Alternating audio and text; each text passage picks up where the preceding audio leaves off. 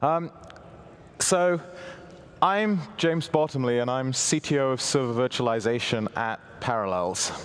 And I'm here today to talk to you about containers, both in Linux and OpenStack, where they currently are, what they can currently do, and where they're actually going. So with that, let me tell you a little more about me, just to try and explain why I'm doing this. I'm actually a kernel developer. I maintain a couple of subsystems within the kernel, SCSI and PA-RISC, a different architecture. I'm also chair of the Linux Foundation Technical Advisory Board. So although I'm a real developer, I'm also a rather slightly political animal as well. I also have a request from my marketing department, which is apparently everybody around here is using Twitter. And so I do have a Twitter handle, and apparently you're supposed to use #OpenStack for Twitter. I have to confess that I'm not a great user of social networks. I do actually have some tweets on my Twitter account, but I basically use it as write-only. So the best way to communicate with me is via email. And one of the good things about being a kernel developer on the internet is the internet definitely knows my email address, so you should just be able to find it, but if not, you can ask me. Today, it's actually my pleasure, rather than talking about a kernel developer subject or even a kernel process or an OpenStack process project, to be talking actually about something I do for my day job, which is Parallels. Parallels is a company that's actually been doing containers for a long, long time. The container history at Parallels goes back about 15 years. So in 1999, SWSoft first produced Virtuozzo containers for Linux. In 2004, it actually changed its name from SWSoft to become Parallels. It took over a little virtualization company producing a hypervisor that was then called Parallels. And in 2005, it actually produced an open source version of Virtuozzo containers called OpenVZ. So this is fully open source, released today. The reason why most of you in the room probably haven't heard of Parallels, other than Parallels Desktop for Mac, which I gather the guys at the desk got a lot of questions about, is because we concentrate on service providers. We're not an enterprise company. Containers are actually a technology that is very prevalent in the service provider business. That's anybody you buy a web server from, or a virtual private server, or they do web hosting for you in a colo. They're a service provider. Containers are also actually very prevalent right at the top end of web hosting for companies who want scale and elasticity, like Google, Facebook, Twitter. They're also all containerized. But right in the middle sits the enterprise, and the enterprise didn't really know what containers were up until about a year ago when they started getting interested. I suppose the other thing that I should say about the company Parallels is not only do we do containers for Linux, we also do containers for Windows. So Virtuozzo, although it's primarily a Linux product, most of the features available for Linux are also available in the Windows container product. OK, so that's enough about product. Let's discuss containers. One of the fundamental differences between hypervisors and containers is that hypervisors are based on emulating virtual hardware. So the hypervisor itself emulates hardware. You boot up a kernel on top of that hardware, and you run stuff up on that kernel. It's effectively like virtualizing your machine at the hardware level. Containers are not based on this paradigm. Containers are based on the paradigm of sharing the operating system. So every time you boot up a container on Linux, you actually share the same kernel. And how much of the rest of the operating system you share depends on how you've actually configured the containers. So this is very different from a hypervisor. In a hypervisor, every instance of the virtual machine is totally separate from every other instance. In a container, every instance of the virtual machine can, in theory, share everything with the host or almost nothing with the host. The only base level that it can't go beyond is they have to share the kernel. There's no choice to that. And that therefore means that you can't bring up, say, a Windows container and a Linux container on the same box, because it's impossible for Windows and Linux to share the same kernel. OK, so this is what I've told you, sort of projected up here. So this is what a hypervisor looks like. You get the hardware, you get the hypervisor kernel. The hypervisor kernel emulates virtual hardware for each of those machines. They run a separate kernel. It runs a full operating system all the way up to the top. And that is how you actually do hypervisor-based virtualization. With containers, it looks almost the same. These are full operating system containers, the light blue bits. But they share the operating system kernel at the bottom. To boot up a Linux operating system in a container, you basically start at init, because the kernel is already there.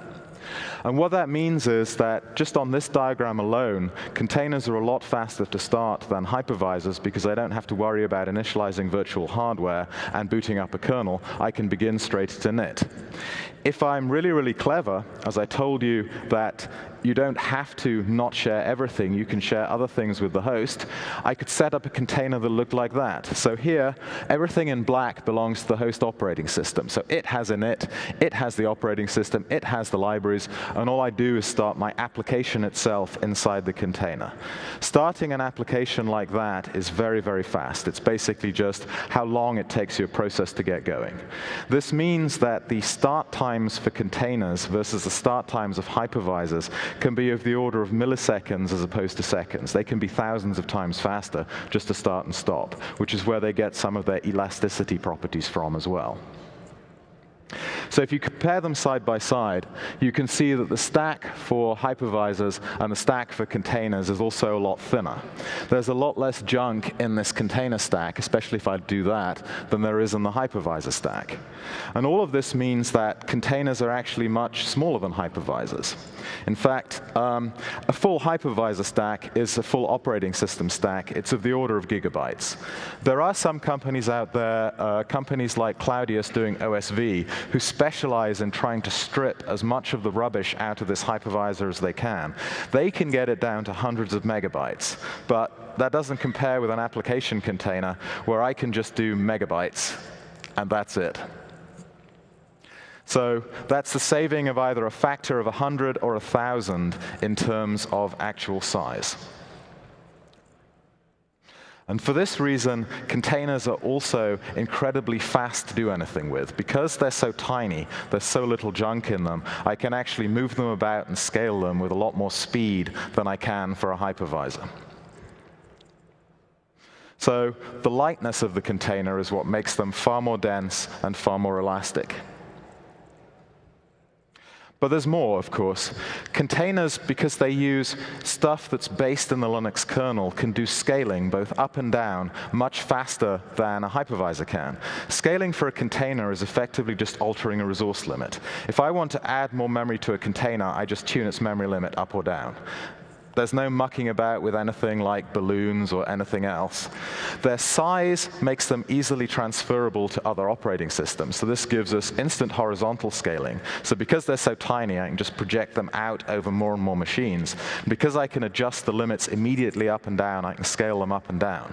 This makes containers factors of 3 to hundreds of times more elastic, actually, than hypervisors. So this is some of the promise that the enterprise gets out of container technology.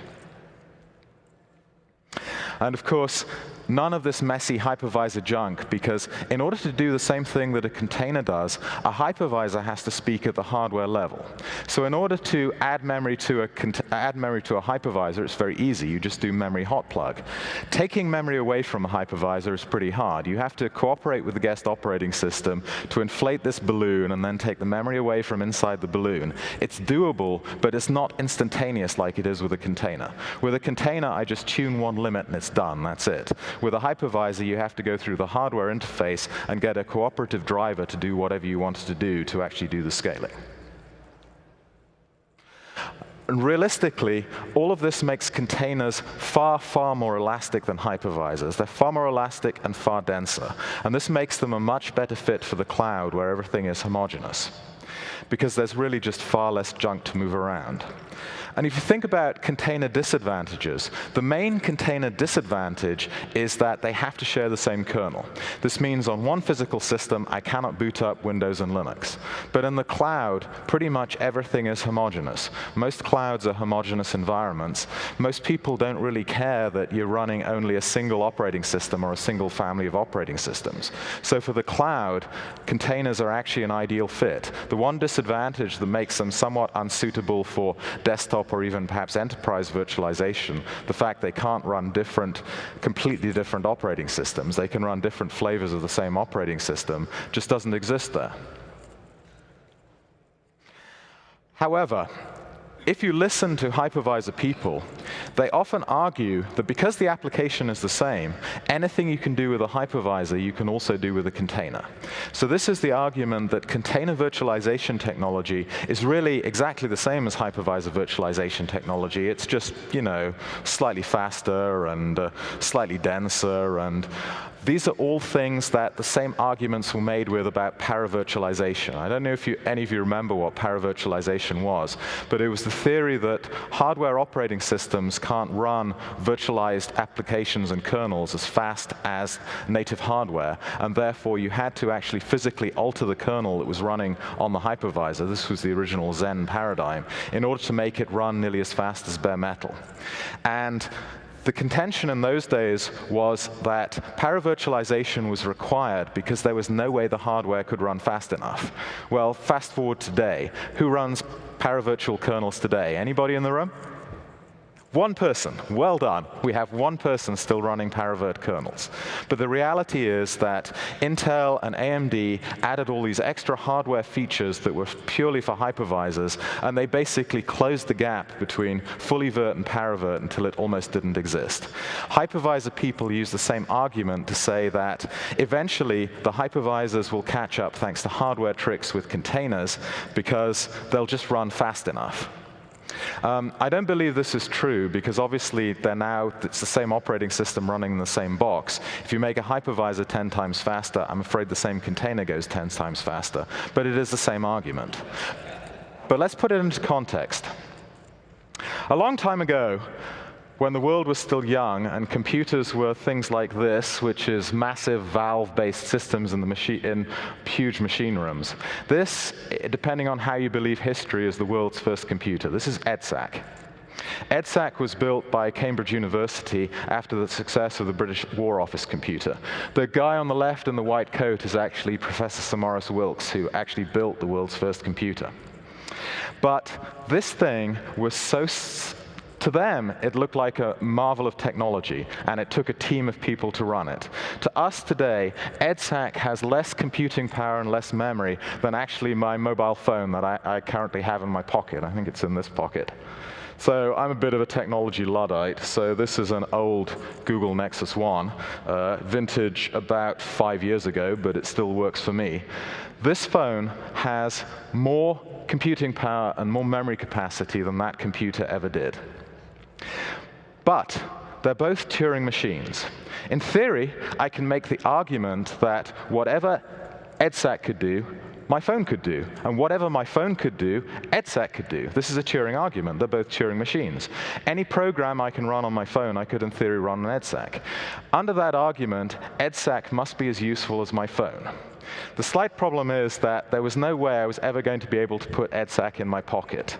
Nobody ever thought of making a phone call on EDSAC just because it wasn't something they did. They had these tiny little desktop things called telephones for doing that. The point of all this argument is that things may be Turing equivalent, like hypervisors and containers are Turing equivalent because they're both machines. But the paradigm that's using them is not the same thing. And the reason why nobody ever thought to make a phone call on EDSAC is just because when you looked at it, it wasn't the sort of thing you thought it would ever be capable of, even though its computing parts would have been actually capable of doing that. The reason nobody thought about it is because they didn't think in the same paradigm that said a phone is a computer, because in those days, phones weren't computers. The fact that computers could be phones never occurred to them. The point about this is that if you think in the wrong paradigm, some problems that appear simple to people, say beings with legs, look insurmountable to beings with wheels. This is a very famous, I think it's a New Yorker cartoon about the Doctor Who and the Daleks. It's why the Daleks could never conquer the universe, because they could never climb stairs. Because they thought in the wrong paradigm, they could never work out how to do it. In fact, I think it was 30 years later in Doctor Who, the Daleks finally learned to climb stairs, but it's still 30 years later. But the point is that containers represent a different paradigm in the way of looking at things. We'll come back to that later in this talk. The first thing I actually want to tell you is how containers in Linux are doing. So, 2005 was when we actually open-sourced Virtuozzo containers for Linux. That was actually the first open source container technology, but it was out of tree. 2006 was when what was then called process containers and is now called C groups came along. 2007 was when Google used C groups to actually containerize search. So this is the year the Googleplex went pretty much fully containerized. 2008 is when LXC version 0.10 was released. So that's when people who actually ran Linux could actually do things with containers. The problem in 2008 was there wasn't much in the way of technology in the Linux kernel that made containers very functional. So there were some users. We had a lot more users on OpenVZ, but by and large, the enterprise regarded containers as a curiosity. 2011 is when we actually vowed to change all of that. 2011, all of the container people got together on the fringes of the Kernel Summit and decided that we would do something about containers. Two of us, that was Parallels and Google, actually had out-of-tree container technology. We sat down with the people who did have in-tree container technology, and we came to agreement about how we would move all of this upstream. We also saw the disaster that resulted from KVM and Xen. KVM and Xen both exist as Linux hypervisor technology, but they're inside the kernel, they're fully separate subsystems. They share almost no code. And the disaster with KVM and Xen for you in the enterprise is it forces you to choose.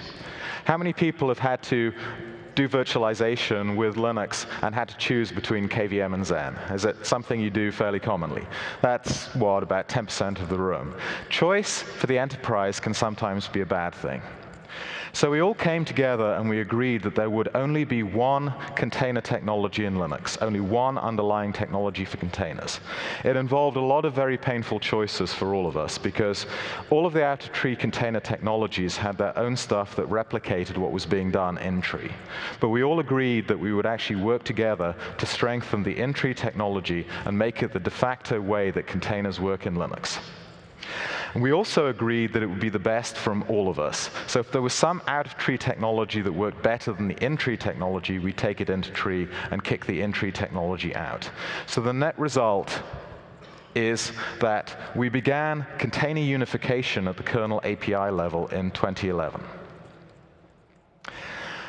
What's now in the kernel is C groups and namespaces, which is the technology that everybody uses to orchestrate containers. That's everybody. That's us, Parallels, that's LXC, Docker, ZeroVM. Anybody who has a container technology uses this.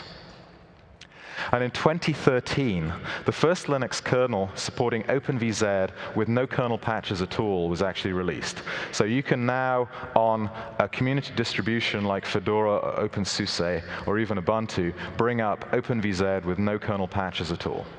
This is a demonstration of the technology unification behind containers. LXC will work the same on that kernel, OpenVZ will work on that kernel, and Docker will work on that kernel, ZeroVM will work on that kernel. Everything is now unified at the kernel API level. The problem is that 3.12 is way beyond where all enterprise kernels currently sit. So if you're from the enterprise and you're running an enterprise kernel like RHEL or SLES, you're stuck on something like 2.6.32. You're about 3 years behind the kernel that is actually required to run unified container technologies.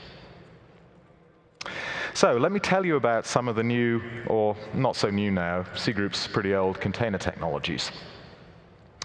C groups is something that allows you to control resources allocated to groups of processes. That's all it does. It's basically a bean counter for the kernel, and it bean counts in groups of processes.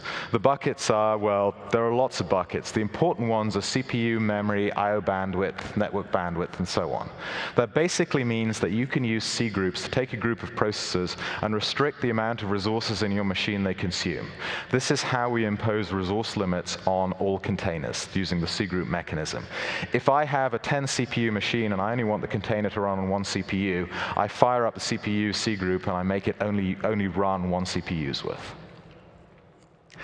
Namespaces are the way we isolate things inside containers. They separate resources by making them only visible to the processes within those namespaces. The namespace you're probably most familiar with is a network namespace. Once a network device belongs to a network namespace, it's only visible to processes that are also sitting inside that network namespace. There are, in fact, six namespaces now within the kernel. Network, you probably know about. UTS is how we virtualize the host name. The actual machine name and its domain name and its NIS and all of these other fun parameters that are stored in the kernel are virtualized by the UTS namespace. The mount namespace allows us to have a different mount tree per container if we so choose.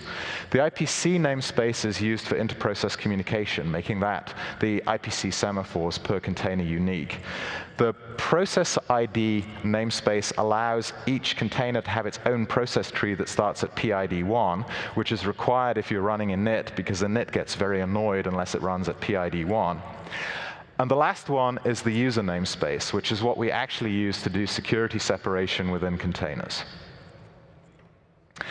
The point, though, is that containers can use all of these in combination, or any of them, or indeed almost none of them.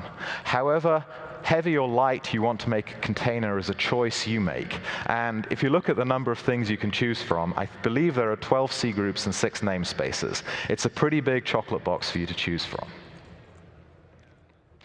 There's also been a lot written about container security. There's contentions all over the place that containers are not actually as secure as hypervisors.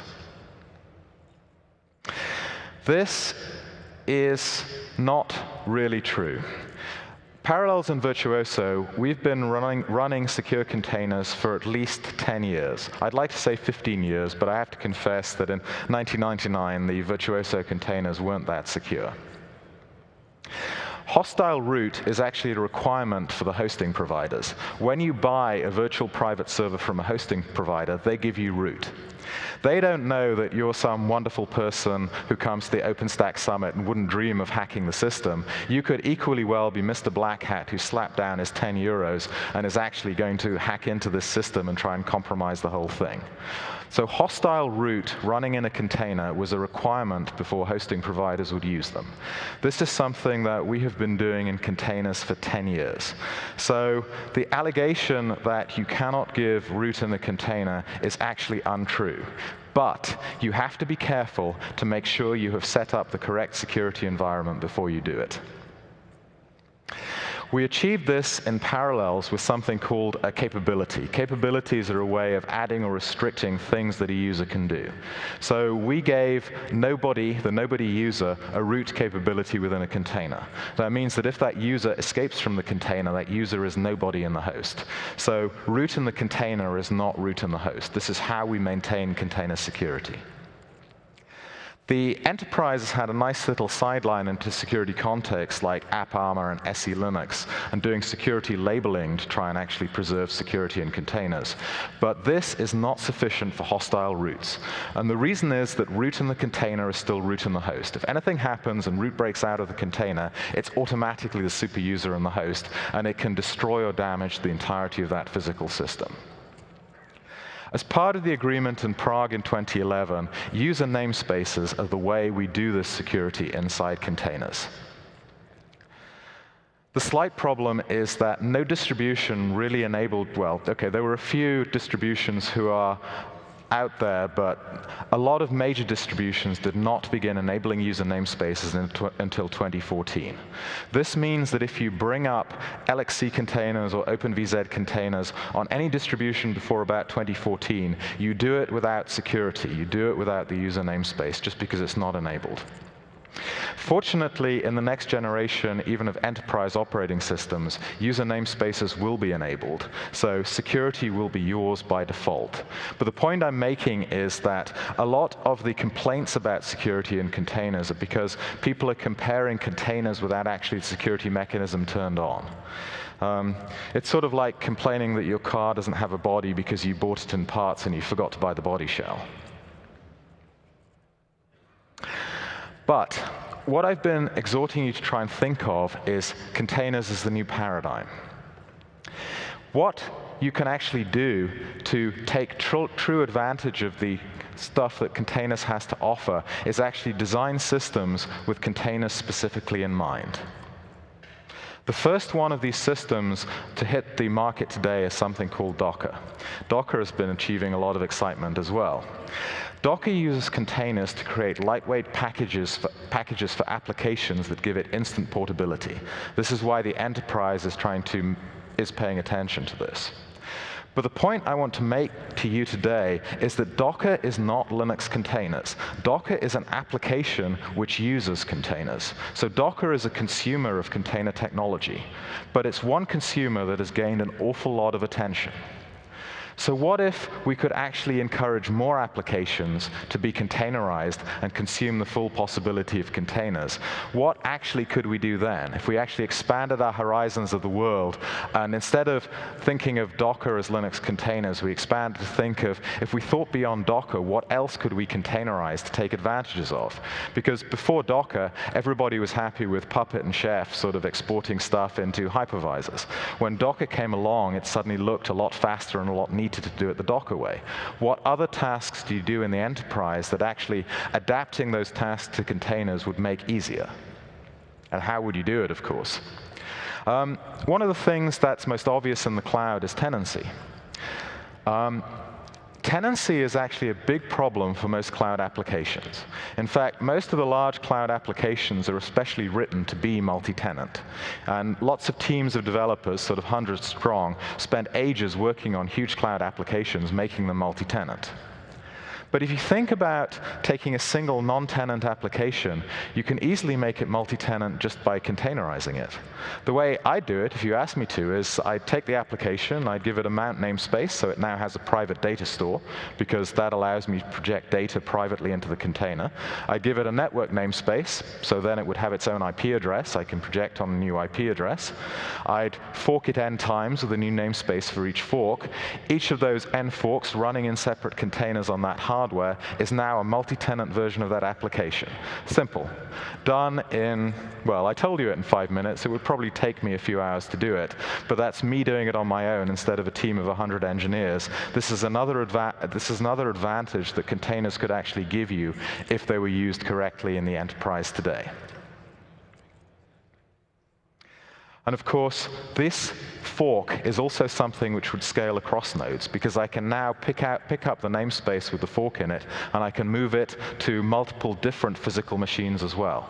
Just by containerizing this application to make it multi-tenant, I've also made it instantly scalable and instantly scalable vertically and horizontally, so both above into the actual resources of the single node and across into multiple nodes. So this basically has made my entire application cloud ready. I was going to give you a brief aside into how container migration was done, but because the last session overran and we had trouble with the video, I think I'll skip this one. But we do have another open source project that actually allows you to do container migration. But the most important thing that we really think we need to do today is to enable novel uses of containers. We want more applications like Docker, both in the enterprise and outside it. I want them because I'm selfish. We're a container company. The more applications that require containers to run, the more of our container technology I sell. But for you, it should also be a way of actually gaining novel function in whatever applications you're writing that actually allow you to appeal to your consumers. And the key is providing containers in an easy-to-use form. What we've actually done at Parallels, one of our engineers has created a library and an open source project for doing this. That's actually the GitHub repository for that library. It's github.com/xemul/libct. That is an actual, not quite fully fledged, it's a fairly raw container library that would allow you to consume the container properties on any kernel that we have today, an OpenVZ kernel, a Linux kernel, it has to be a fairly modern Linux kernel, and so on.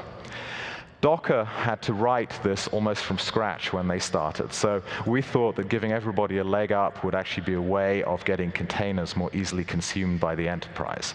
This exposes container features directly to applications. And it can also be used to bridge to older containers technology.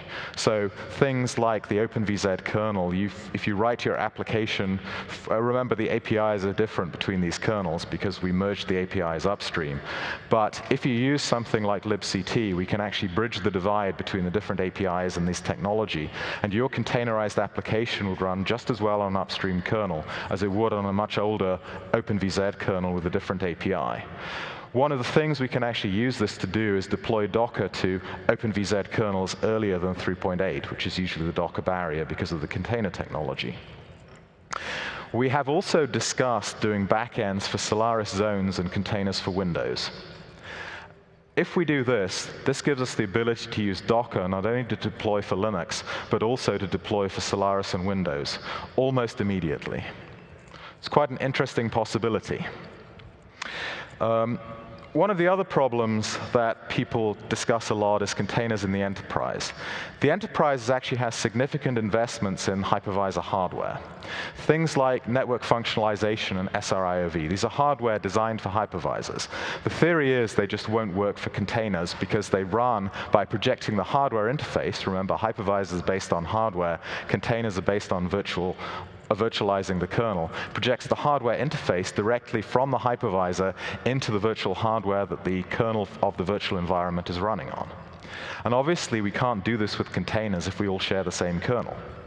So let's look at that. This is how this is how NFV and indeed SRIOV work. You have a physical interface which projects virtual functions. You use hypervisor pass-through to present those virtual functions straight up into the virtual hardware, and then the kernel of the virtual environment takes advantage of it. Very simple.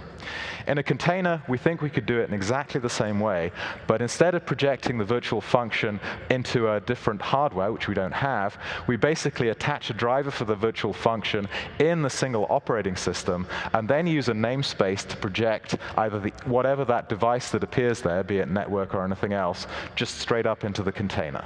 So in theory, we can take advantage both of SRIOV and of network function virtualization using containers. Nobody's actually produced a proof of concept for this so far, but this is the way we think we're going to do it. So this is the futures part of the talk that I promised you. And in theory, if you look at those two diagrams, the path between the kernel and the network is still shorter than the path between the hypervisor and the network. In theory, doing it this way will actually give you more performance than doing it this way, which is something useful, and it means that all the investments you've made in hypervisor technology will not be wasted. Like I said, we can do this identically with network function virtualization too. But the point here is that thinking differently about the problem, you can actually even reuse things that you would think just wouldn't apply to containers because they're based in hardware. So containers and OpenStack. We do have a few in-tree container drivers in Nova, but they are not very functional. Docker actually has a heat driver that it's currently doing as well. That is pretty functional. There are lots of out-of-tree drivers for the Parallels container, the LXC driver, and the OpenVZ one. LXC also has an in-tree driver going by libvirt, but if you use Canonical's distribution, I believe they're currently shipping the out-of-tree direct driver for LXC. But longer term, we think we might be able to use the libcontainer project that we'd like to offer you to containerize applications as a single control plane into Nova for containers in the same way that libvirt is for hypervisors.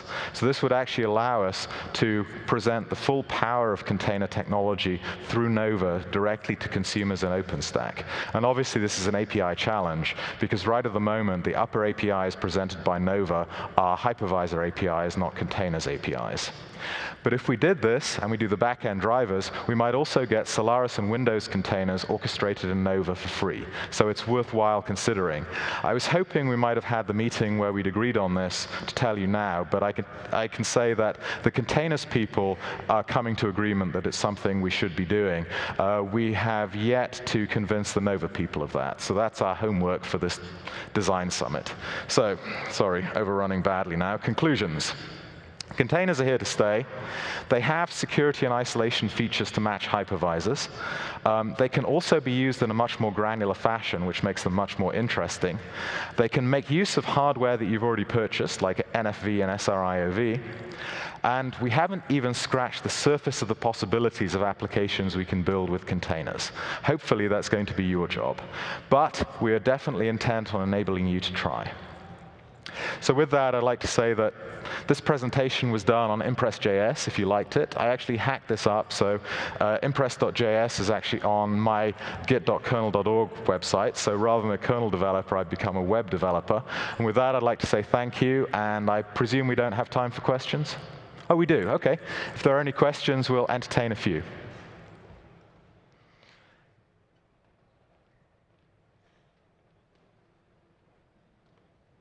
Hi. We know that signal processing in the hypervisor is problematic and slow down quite a bit. Could you explain that how it works in the container, and is it slow down or is it bare metal speed? So you're talking about signal processing where you're actually using an ASIC to process the signal. Yeah. So remember that the container runs in the same kernel as the host. It shares the same kernel. So the driver you use for that ASIC is already present in the kernel that you're running it on. So if you project that using a namespace into the container, it just runs at bare metal speed of the host kernel. So yeah, it just works. It should just work. Anything that just works in the host kernel can be made to just work in the container as well. OK, thank you. So great presentation, and a couple of questions. What kind of workloads do you see going up on containers, and what kind of workloads do you see not going in containers? Number one. And number two, where do you see the config management space and that whole ecosystem, Chef, Puppet, CF Engine, evolving as more and more of these container workloads are put into production? So the first question was, which workloads do I see for and not for containers? So right at the moment, what we're really seeing is that workloads that need scale and density are the first ones adopting containers.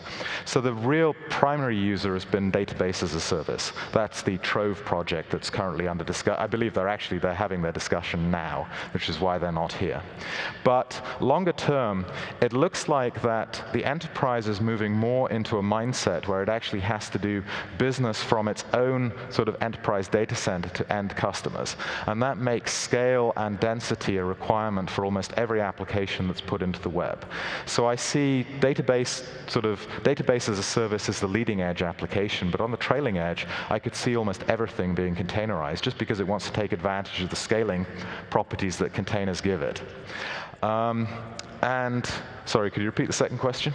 The config management space. OK, so the config management space, Docker is actually showing us how we go forward in that space. So they are producing what's effectively a template diff in order to try and manage different configurations for a container, and therefore give you an environment that you can transport seamlessly between one laptop running a different, say a Red Hat laptop, a SUSE laptop, or even Dockers.cloud.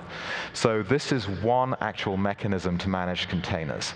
Obviously, things like Chef, Puppet, and CF Engine are also deployment systems. They too could actually just take advantage of containers. They could also take advantage of the binary diff features that Docker uses. They could also be used to actually manage containerized applications. The problem with containers, as I slightly sidestepped it, is that, like I said, there are 12 C groups and 6 namespaces to cope with.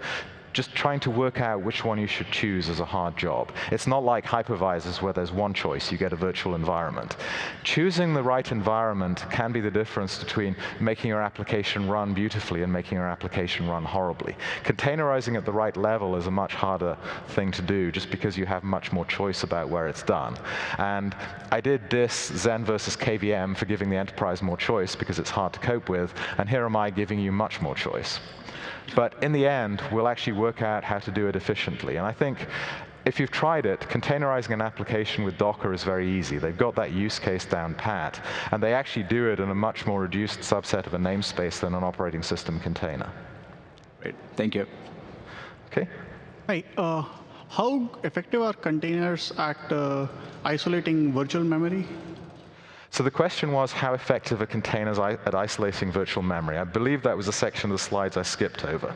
The one thing we don't have upstream in the kernel yet is something called the kernel memory accounting piece of the memory C group. There's a guy at Parallels called Vladimir Davidov who is still pushing the patches, and we're still arguing over them.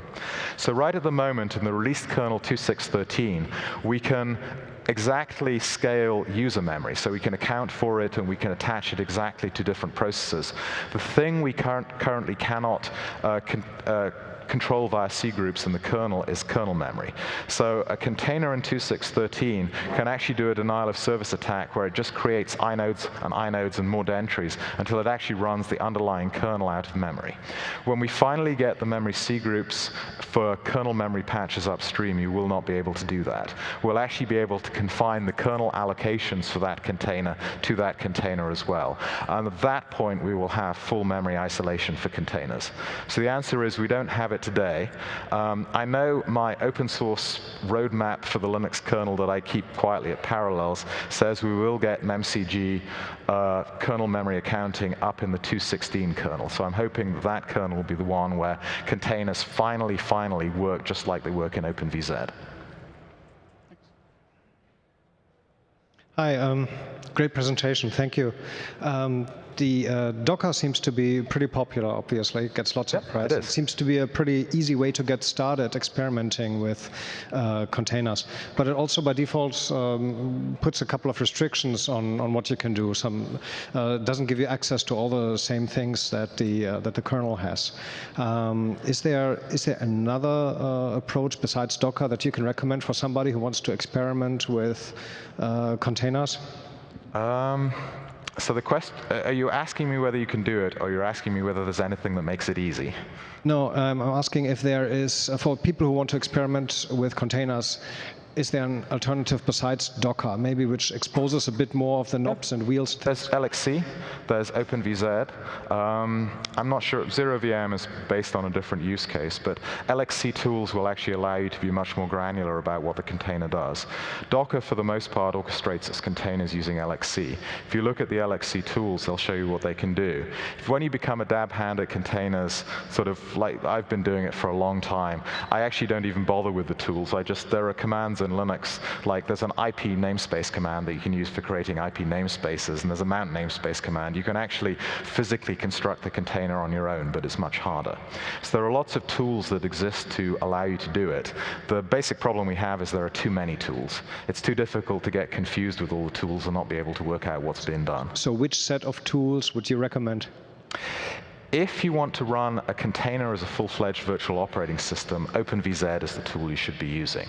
If you want to look at experimenting with the granular capabilities of containers and seeing sort of what types of applications you can put together, LXC and libcontainers that we just presented as the open source project is probably the things you should be looking at. Great, thank you very much. Maybe the last one. Oh, no. OK, this is going to be the last question. They're cutting me off now. OK. So one of the things you skipped over was the container migration, which for large cloud operators is potentially quite important. So could you circle back and not skip over it? The stand people will kill me if I do that. But basically, there have been many attempts to get container migration into Linux, and they all failed because they were done inside the kernel. And when you try to add migration inside the kernel, there's so much information you have to haul out that it's just not viable to do the patches. The patches are a fraction of the size of the kernel itself. So the approach we took for the checkpoint restore in user space, which is a project sponsored by Parallels, is that instead of using in-kernel hooks, we actually use debug information that's exported by the kernel to reconstruct the in-kernel state. A lot of the kernel patches for Creo have been adding what are effectively debug interfaces to do that. And now we've reached the stage where we can certainly migrate an OpenVZ container directly using Creo from one node to another. And we can even migrate its network socket. So we can cap off the TCP socket on one, and we can transfer it over and just reconnect it. So Creo it's not quite to the point where it's fully fledged enough to migrate everything. There's still trouble migrating Docker containers and LXC containers, but it's being actively worked on. And with that, I think I should say thank you, and I've trespassed on your time enough. Thank you very much.